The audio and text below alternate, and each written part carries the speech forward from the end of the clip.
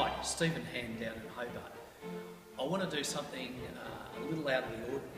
A few weeks ago, I saw an excellent video on the Lindy Beige YouTube channel, and I'll put the link to it down here. And the video was a reenactment that Lloyd from Lindy Beige was at, where there was a guy shooting a very heavy poundage English longbow. I think it was about 130 pound draw weight, and he was shooting at a properly made, properly forged replica medieval breastplate, and the bodkin point arrow hit the breastplate square on, properly shattered, barely marked the breastplate. And I was really pleased to see that these days there's very little surprise about the fact that armour can beat arrows. Now, it was very different 21 years ago when I was the editor of a War Games magazine, Run 5 magazine, the Journal of Strategic Studies Group. And in this magazine, in issue 24, I wrote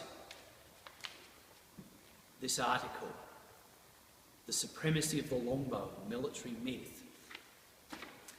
And in it, I discussed the longbow, and if we come over here, we can see who's this handsome young man 21 years ago. Yes, this is Musketeer Hand. So what I argued 21 years ago that was very much more controversial then than it seems to be now, was that the triumph of English archery was more about good use of combined arms than having some miracle weapon. And a lot of people seem to say back then that I was criticising the English, and quite the contrary. What makes the English look better? The fact that they somehow happen to have a mysterious magic weapon that defeats all other weapons, or the fact that they know how to use all their weapons together and in good combined arms. So I talked about how at battles like Falkirk, how about at Halidon Hill, Duplin Moor, the English tore apart the Scots with archery, the Scots being largely unarmoured and lightly armoured, and then the charge of the Scots pikes was soaked up by the English men-at-arms, who then would often remount and pursue the Scots.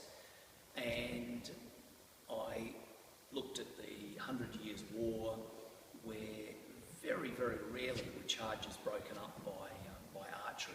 At Cressy, we're told that the horses, all of the chroniclers talk about damage to the horses, not about damage to the knights. And they talk about the horses tumbling over each other like a litter of piglets.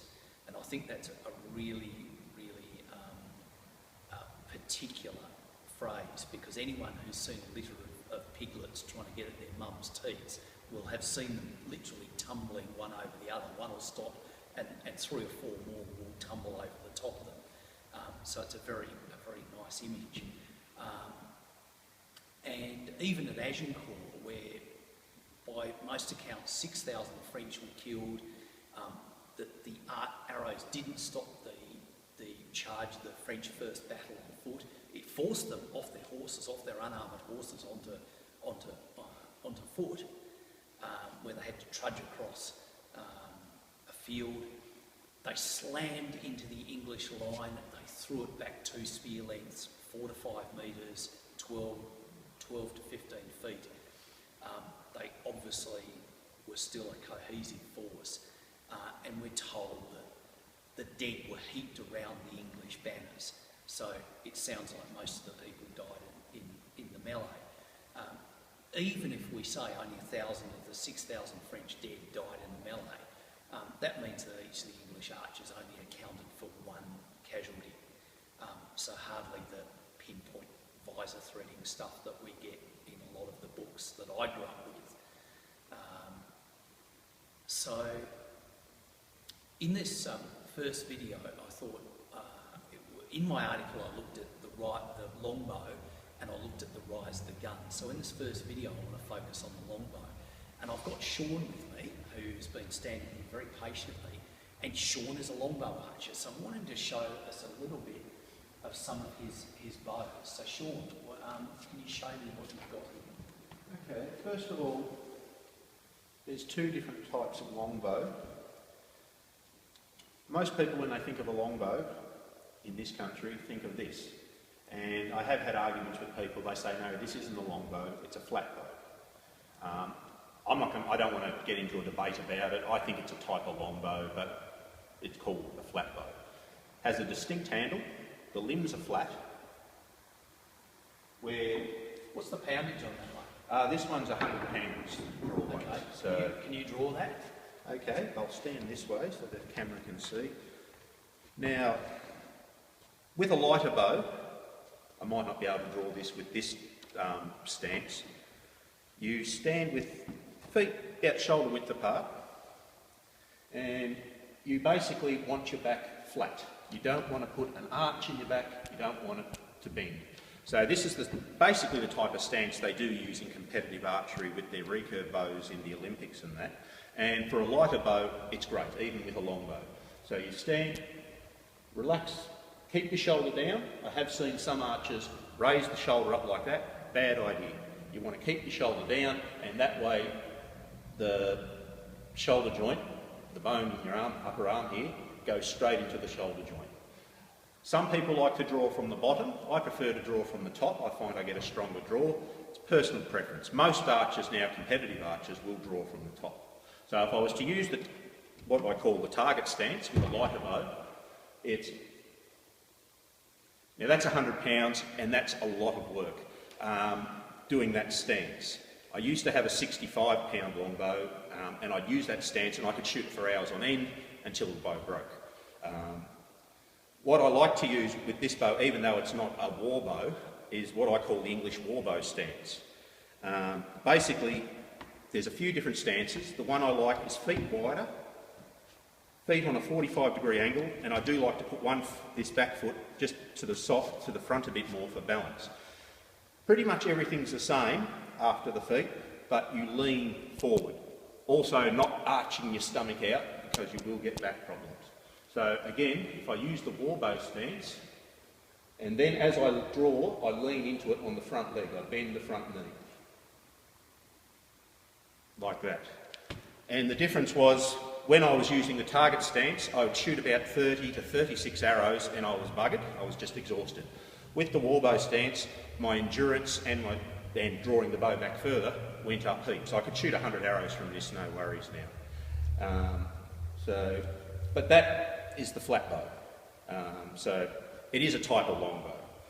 And I used to think this bow came along later in history, but I cannot remember the YouTube site I saw on. But a fellow was talking about the flat bow and the more traditional longbow.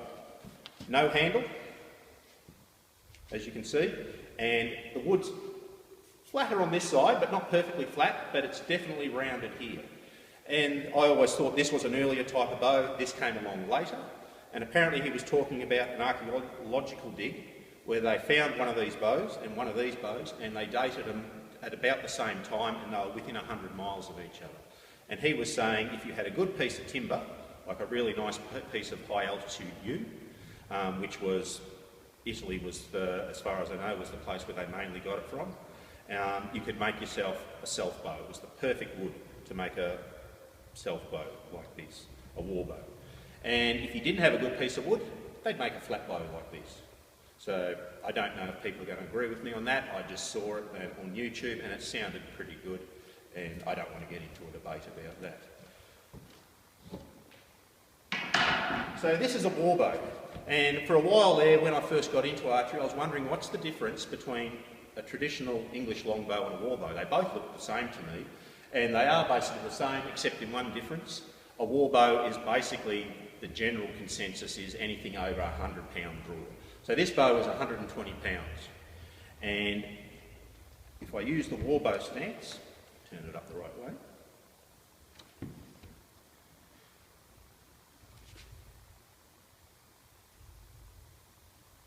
Now that's a 32-inch draw bow at 120 pounds. The war bow you generally want to draw to the ear or near the ear. Some people will draw it past the ear, usually with shorter people. This bow you don't draw to the ear. With the flat bow you generally draw it to the cheek or to the corner of the mouth.